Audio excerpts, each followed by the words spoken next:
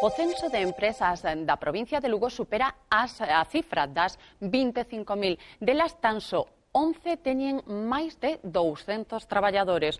O Inludes ven de aprobar as axudas económicas a empresas e autónomos que comenzaron a traballar entre o 2006 e o ano pasado e teñen unha plantilla de máis de 2 empregados para apoiar así o tecido productivo da provincia e reactivar as economías locais.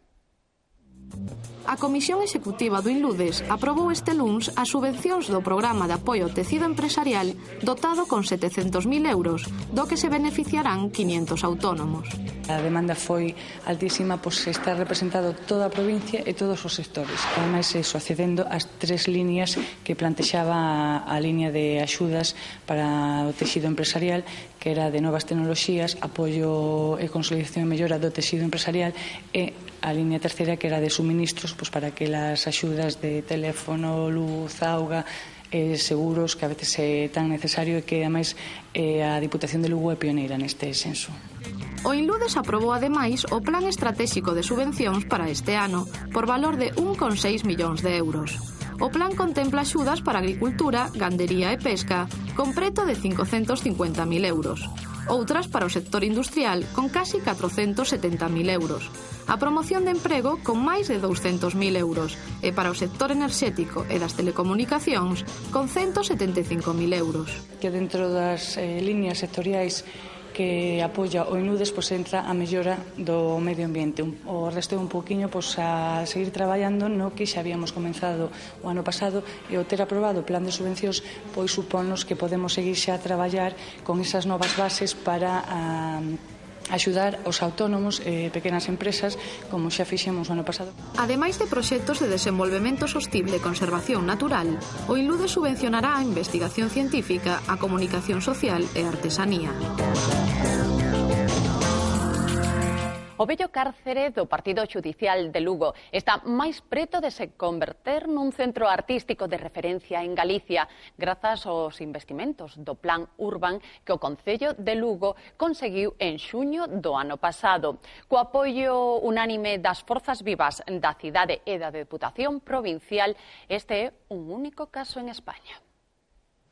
O alcalde de Lugo e o presidente da Deputación presentaron onte as bases do concurso de ideas para o anteproxecto de rehabilitación do antigo cárcere de Lugo. As instalacións que ata o momento serven de sede a Policía Local transformaránse nun espazo artístico. Queremos que sexa un centro onde os lucenses podan gozar da paz e sosiego que dá sempre a vida cultural. Ademais da actuación no vello cárcere, que conta cun orzamento de 6 millóns de euros, o Plan Urban inclúe a recuperación integral da Rúa San Marcos, que pasará a ser unha praza.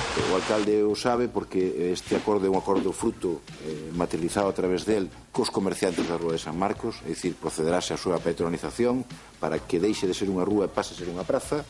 Ese acordo é un acordo unánime con todos os comerciantes, que son parte importante da vida desta cidade e parte importante do Urban. No pleno que a Corporación Provincial celebre a finais deste mes de abril, someterase a aprobación a proposta de cesión de uso a favor do Concello de Lugo para proceder á peonalización da Rúa San Marcos de Lugo. Un cento de veciños de todas as idades participaron o pasado sábado nunha camiñata polo paseo do Río Rato desde a Tolda a Ponte Romai para voltar ao punto de partida. Unha iniciativa da Deputación e a Federación de Asociacións de Veciños para dinamizar as zonas verdes da capital. Para o sábado vindeiro, 18 de abril, está prevista unha nova camiñata, esta vez polo paseo do Miño e ata a zona dos Robles. A camiñata popular foi organizada entre a Deputación e a Federación de Asociacións de Veciños de Lugo para a dinamización das zonas verdes da capital. Hago también lo del Miño, pero entre los dos hago muchas veces, sí. Estoy jubilado, entonces tengo tiempo. Suelo pasar por la muralla y por aquí por el Rato, y también los fines de semana con la Asociación del Camino de Santiago. Es una zona que yo creo que ya conocen todos los lucenses, pero bueno, no está de más de vez en cuando animar a que se venga a pasear. Ademais de dar a coñecer os lucenses a parte do cinto verde da cidade, que depende da Deputación, a iniciativa pretendía contribuir a manter entre os lucenses o hábito de camiñar. No andamos casi sempre por aquí. entonces estamos acostumbrados a ir. Pero bueno, andar así tanto no. Bueno, unha zona moi bonita, cerca de onde estamos nós, entonces pues vai ben, é bonito, moi ben. Dá gusto pasear por aquí, moi ben, moi bien. E que sigan preparándolo e que lo aguanten así, que é lo bonito. Para dentro de 2 semanas está prevista unha nova caminata a que se poden sumar todas aquelas persoas dispostas a facer exercicio en contacto coa natureza. Neste caso, desde a Ponte Romai ata os Robles, polas beiras do Rato e do Miño. As procesións do Venres de Dores e da bendición de Ramos abren un ano máis as celebracións da Semana Santa na nosa provincia. Na Mareña, a festa relixiosa acada interese especial en Foz e Viveiro, localidade esta última onde a Semana Santa está declarada de interese turístico nacional. Foz e Viveiro acollen cada ano numerosas persoas que se achegan á Mariña luguesa atraídas pola zona da súa Semana Santa. Unha celebración relixiosa moi valorada dende o punto de vista cultural e turístico que ten amplia repercusión económica. Es una semana en la cual todos los vecinos de Viveiro recibimos con los brazos abiertos a quienes nos visitan, al mismo tiempo que festejamos uno de los hechos culturales y religiosos. O Concello de Viveiro e a Xunta de Cofradías pretenden acadar que a Semana Santa viveirense sexa declarada festa de interese internacional. Cada ano, a Xunta de Cofradías e o Concello, digamos que aumentan lo que es a Semana Santa tradicional con una serie de actos y de actividades lúdicas y culturales que le dan mayor vida y cada vez mayor realza a la Semana Santa, para nós a máis importante de Galicia. Ademais da Semana Santa, en Viveiro celebranse outras 2 festas de interese nacional, a Rapa das Vestas de Candaoso e a Romería do Naseiro.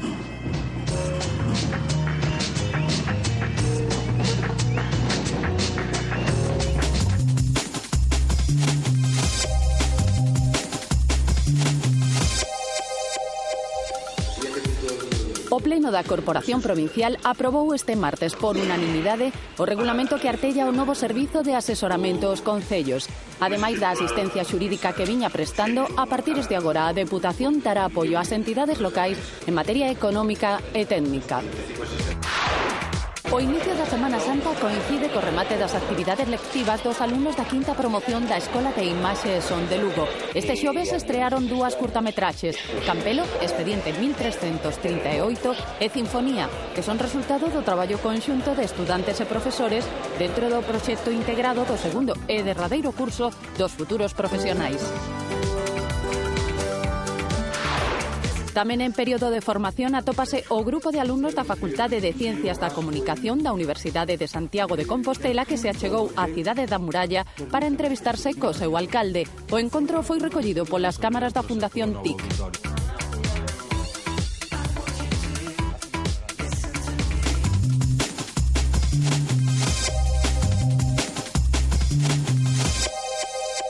E despedímonos, será desde unha das paraxes máis sorprendentes de Galicia, os Cañóns do Sil, espazo natural único que comparte a nosa provincia coa veciña Ourense. Grazas por nos acompañar, voltamos a vindeira semana.